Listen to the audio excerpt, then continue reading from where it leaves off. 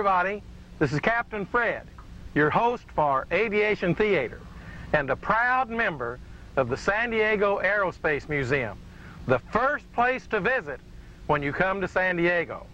We have a good program for you today, and we'll get started right after this important message.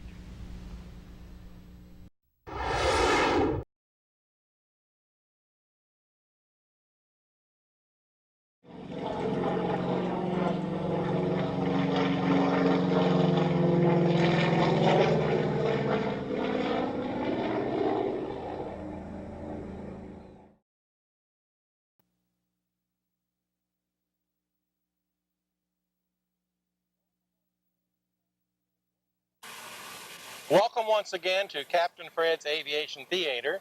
Today we're visiting with Anglo-American Flight School at Gillespie Airport in El Cajon, California.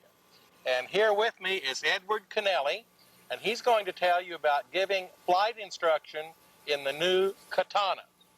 Edward, not many flight schools use the Katana. Why did you choose this particular airplane?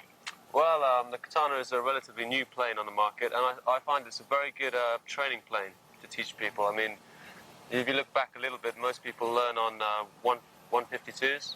Cessna 150 yeah, or 152. But obviously these days they look a little bit outdated. To a new student, this plane, as you can see, it looks a lot more appealing. Looks modern. And it's a very easy plane to fly. Instead of the yoke, we have the stick control. You'll see that the plane... Which is back to the basics. Back to the basics, and I think you get a better feel for flying when you're instructing this way or learning to fly like that. Okay, let's talk about the Katana.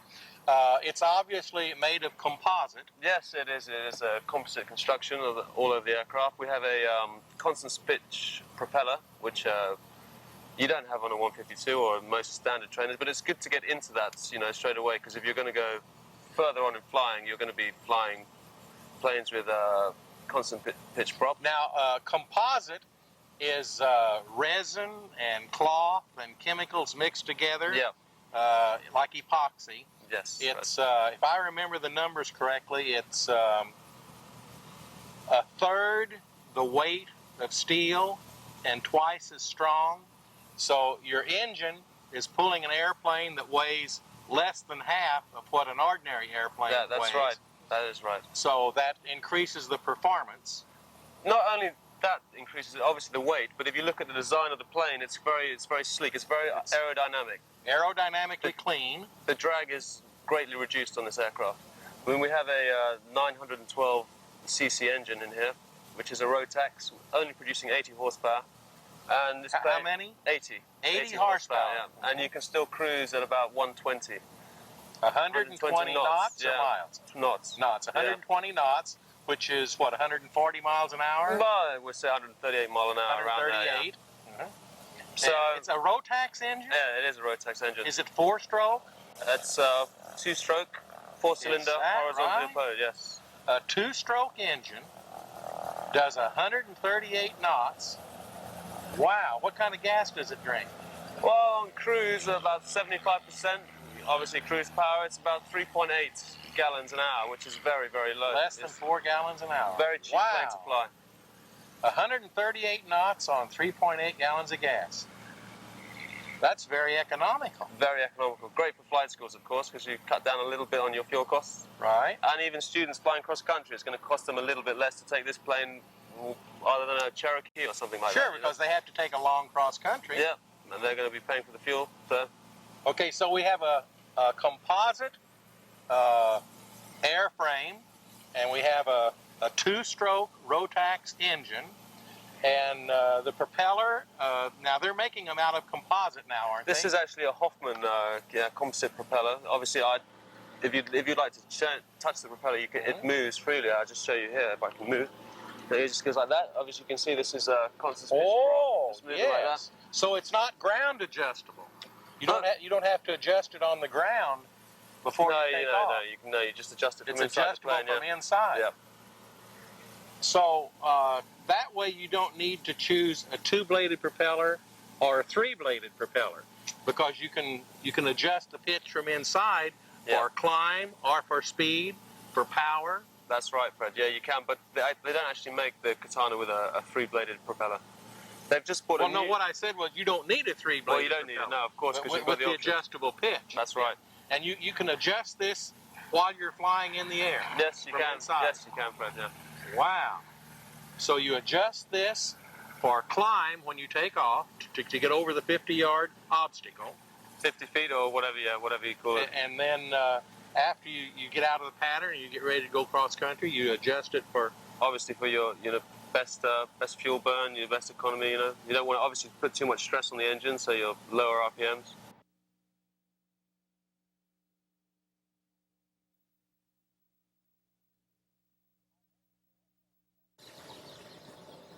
Our next guest on Captain Fred's Aviation Theater is Michael Raftery, and he's a student pilot here at Anglo-American Aviation. Tell our viewers what's involved in getting your pilot's license. First, you have to go to a doctor and get a medical checkup and take it from there. That's right, yes. I did that when I got on here on my first day in the States, and that was about 10 days ago. And since then, I've been flying with my instructor. Oh, you've only been here 10 days? Yeah, just 10 days, yeah. So it was my first time in an aeroplane, small aeroplane, 10 days ago. And you're going to solo tomorrow? Solo tomorrow, yeah. Wow, That's right. 10 days. Yeah. So you got your medical checkup, and he gave you a little piece of paper? That's right, yeah. Which is actually your student pilot's license? That's right, yes. Yes, and my instructor endorses that tomorrow before I go solo. And by then I'll have 15 hours in the aircraft. So you got your medical checkup, he gave you your student pilot's license. Yes. You started taking lessons. That's right. And 10 days later, you're ready to solo. Well, hopefully tomorrow. Tomorrow will be the day, yes. What did you learn in the last 10 days? Well, a lot of dual instruction in the aircraft, 15 hours, and we've also done ground school, which has been about 30 hours time. And I've learned everything there is to know about the airplane. Everything there is to know. Right. I don't know about that. Yeah. But I knew nothing. When I was very 18, little. I knew everything there was to know. But I've been losing ground since. Oh, me too. Okay, now you'll solo tomorrow. And then after you solo, what's the next step? Well, the next step after that is to carry on and finish off the private pilot's license. Well, but you have to go through steep turns around the point. And steep turns and stall procedures, cross countries. And then you have to do a long cross country. That's right, yes. Now that's a triangular course. I understand so, and yes. It has to be 100 miles. Each leg has to be 100 miles. I understand so, yes. So you're talking probably about a 4 or 5 hour cross country. I think so, 3 to 4 hours, yeah. Mm-hmm. Yeah. And then after that, they polish up anything that might need to be a little better. And then he calls the FAA designee. That's right, yes. And then there's a check ride with an instructor and a written exam and hopefully a private pilot's license. Now, after you get your pilot's license here, is it good in England? It is, but I think you need to do a conversion to convert to the English airspace regulations. I think they're different to but that's minor. The US. That is minor, yeah. Because I think so, yeah. In England, if you pull the stick back, the nose goes up. Oh, yeah. Right? Everything works exactly the same. All the same, apart from the weather. And I guess everybody has mentioned the weather. So I guess the weather is a big problem in learning to fly in England. Well, it's very unpredictable. If you schedule a flight for the next day, you really just can't tell what the weather's going to be doing. Whereas here, it's so reliable that you know that if you come for 2 weeks, 3 weeks, you can fly pretty much every day. Every morning you get up, you get dressed, you eat breakfast, and you go fly. Just the same, which is brilliant for us because... Which is when you're really learning, you need to fly every day, not wait a week or two. That's what I found, yeah. It's been great because you don't forget anything as you've been going through it then. Whereas if you fly once a week for an hour a week, it can take you a year in England to learn to fly. Here you can do it in 3 to 4 weeks. Tell our viewers what they're going to do to you tomorrow after you solo. Well, they tell me that the ritual here is to be doused with water and covered in buckets of ice. So it's not a styrofoam cup. It's a bucket of water. Big buckets and a hose pipe. Is there anything else you'd like to tell our viewers? Well, really, this has been an ideal trip for me. It was a surprise for me, actually. My wife bought me this trip for my 40th birthday. Wait just a minute. We've got a plane passing in back. Okay. It's a Lance Air, and I'll bet you that's the executive plane from Oregon that has flown down here. Okay. Say again? Yeah, the whole trip for me was a surprise. I've always been interested in aviation, but my wife bought me this trip for her 40th birthday present. Your wife bought it? Yeah, that's right. Wow. Yeah. So it's all been a real whirlwind surprise for me, this. So 2 or 3 weeks, it's been brilliant. You have a special wife. Yeah, she's fantastic. Yes, that's right. Thank you for visiting with us today. Okay, thank you.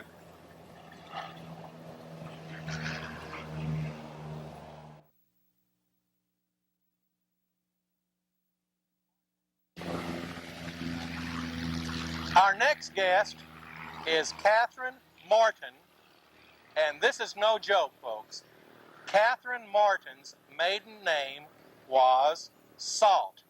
That's right? That's right. Which I didn't know until I came to America, because we don't have Morton Salt in England, and everyone was making a joke about my name, and I didn't understand, but now I understand. So it's quite Okay, Catherine Martin, in addition to her name, is a very special lady, because when she came here to Anglo-American Flight School, she was not a pilot.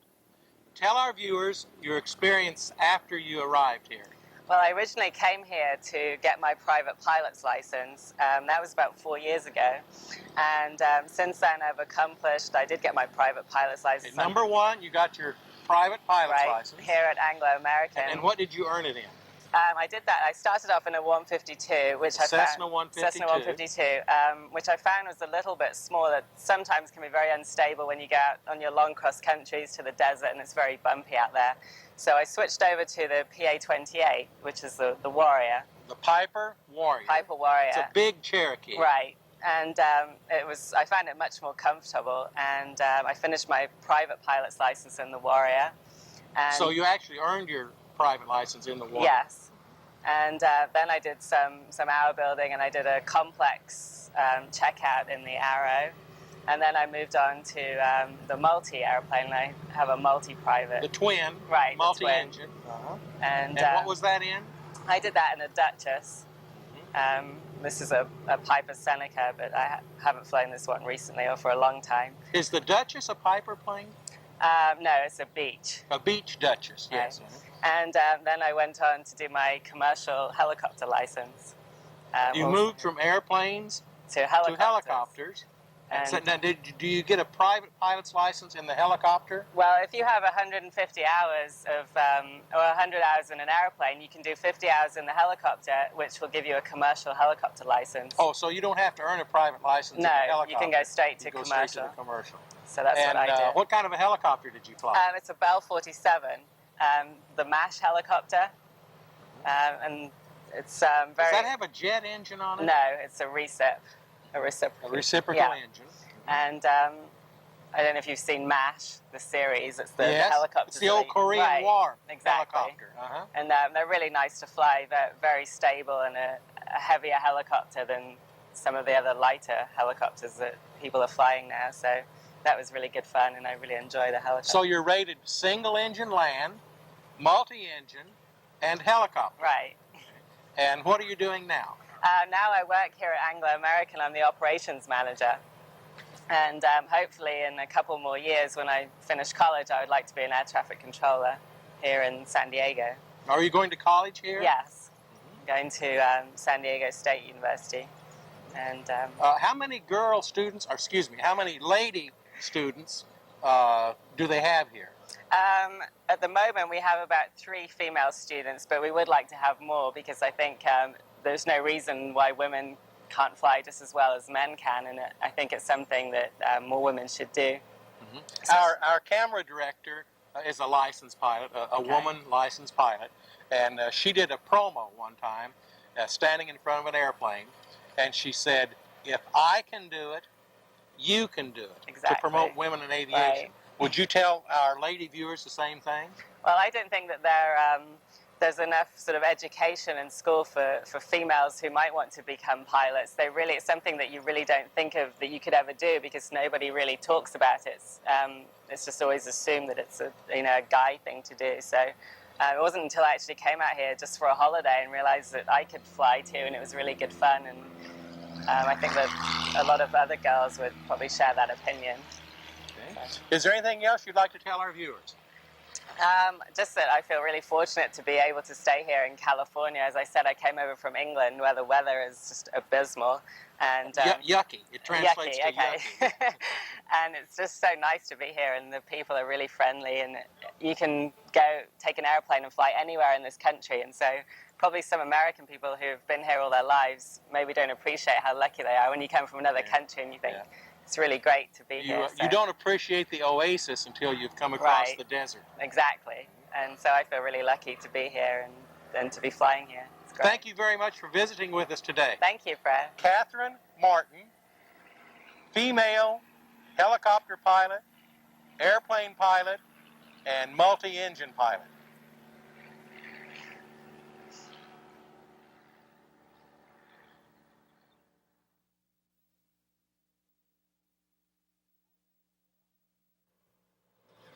Our next guest is Christopher Watson, who is the owner of Anglo-American Flight School, the flight school that uses this Katana. First of all, I have to ask you about the name. Why Anglo-American? Because we originally started, we were English-American.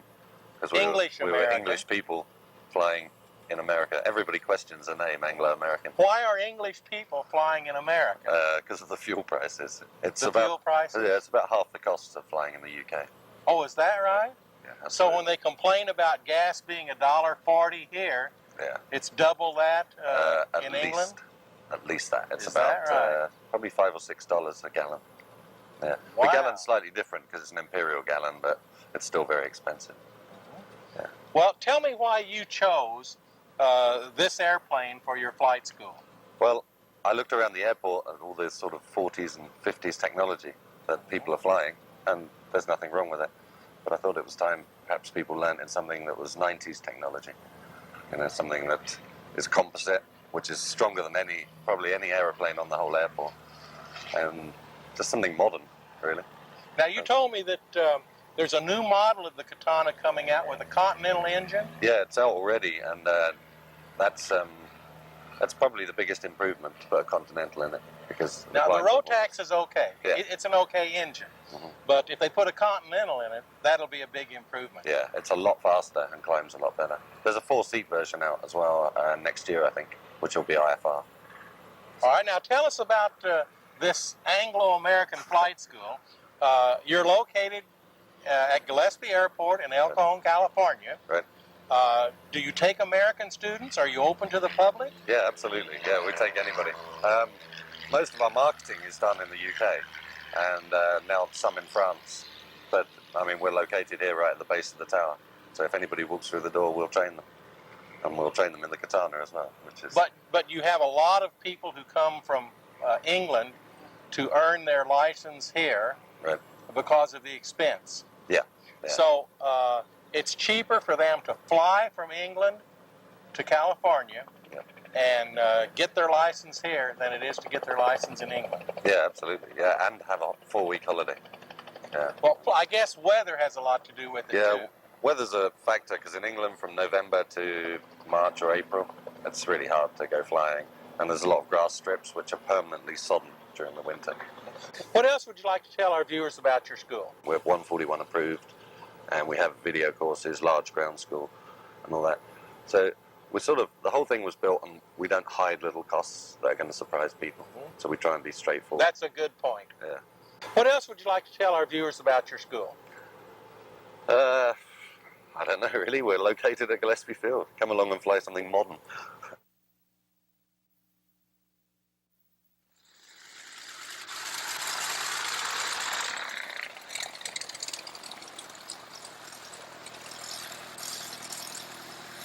As we were preparing to leave Anglo-American Flight School, one of the students came in from his first solo flight, and they have a very special ceremony prepared for him. Let's watch.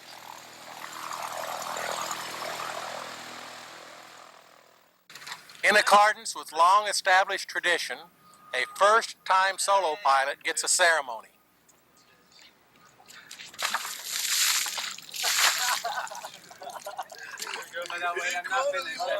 Sorry, man.